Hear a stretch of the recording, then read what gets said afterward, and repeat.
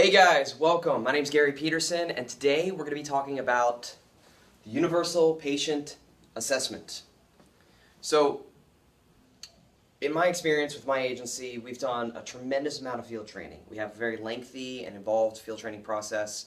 It's relatively successful, but we kept finding a fail point.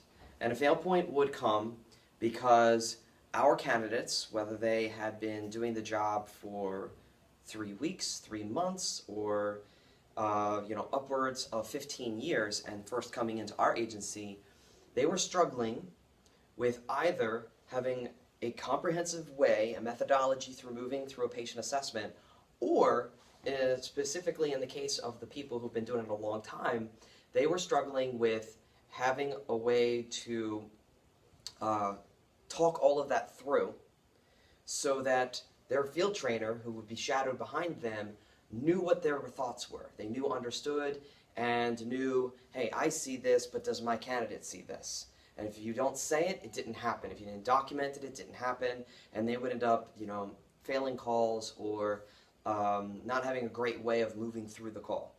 So that brought me to the concept of creating one assessment strategy, specifically for the newer guys, but this is very good and very appropriate for a lot of the older guys. One assessment strategy to approach every call, every patient. Therefore, it's the Universal Patient Assessment. Any patient you get, medical, trauma, anything that you end up experiencing, this assessment strategy will work for you. So I highly recommend it if you're first moving in. It is according to the National Registry Standards, so therefore, in fact, that's how I based it. So I took, what we all have learned through the National Registry Trauma Assessment, I took what we've all learned through the National Registry Medical Assessment, and I combined the two so that you don't have two different assessments that you have to do for different people. And here's where the beauty in it comes in. So, for example, I have in my hand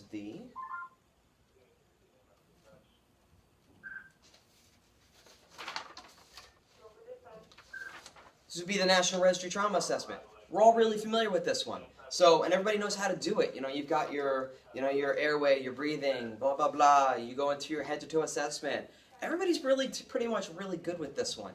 You give them a little bit of primer, you give them a little bit of an update, and they can just, fire off all the way through that, all day long, not an issue. Here's where it really starts to bog people down. Medical assessment.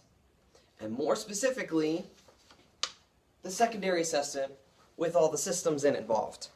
So this happens to be the BLS version. The ALS version has some other interventions, but I'll bring it in real quick here for you. And you can see how right in here, this section, you've got cardiovascular, pulmonary, neurological, musculoskeletal, integumentary, GIGU, reproductive, psychological, social. And those 8 systems are the same for the BLS as well as the ALS. And that's where everybody starts to fall apart. And the reason why is this. Joe EMT, brand new to the agency, gets out on the call, goes to the call, and it's a chest pains patient. Pretty standard.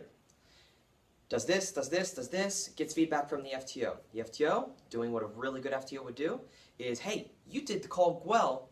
In the future, when you have a chest pains patient, you might want to consider leading off with this line of questioning. It's really going to target you in to where you need to be more efficiently. Good stuff. So now that brand new EMT, he's got his general approach for approaching a call, and now what he can put in his back pocket, cardiovascular assessment. No problem, boss. Let's move on. Next call, it's a respiratory patient. So Joe, brand new EMT, goes in, starts his, his assessment as he's been trained, and he starts thinking about those extra questions. Man, respiratory could be linked to cardiac. It's definitely possible. I can start pulling out my cardiac questions now. And the assessment starts to get a little muddled because he's doing an assessment, and he had a rhythm, and he had a system. Like, he was taught out of EMT school, taught out of paramedic school. Now he's throwing cardiac questions in for a respiratory patient. And it's starting to kind of lose the focus. So, doesn't necessarily bomb the call, comes back, Finish up, good FTO says, hey, you did okay, you hit all the high points, give you a little bit of points. Here's how you can approach a respiratory patient. And here are some quick things that you can ask. You can lead off by at least someone getting a stethoscope on the chest. First thing, listen to the back, 6 points all the way up. Just really good golden stuff. But now that brand new EMT has a third assessment to remember. Their general assessment, their cardiac, the respiratory. Do you see what's happening here? We're going to continue to build until we have a general assessment, and then we have 8 extra individual specific assessments. And our brains just weren't meant to hold that. We were meant to integrate information, but these guys are so new, they haven't integrated information yet. So they got to go by, cues and memory tricks and checklists and those kinds of things. That's great. That's great. But that's what they need right now. So what this does, what this universal assessment does, is it takes all of those high points from all of those 8 assessments, and it boils it down into one assessment. It doesn't eliminate the brilliance and wisdom that can come through other assessments, but it boils it down to one in which every critical aspect is going to get checked.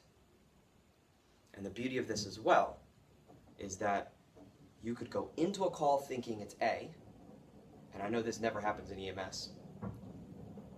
That's actually not what's going on with the call. What's actually going on with the patient is way over here.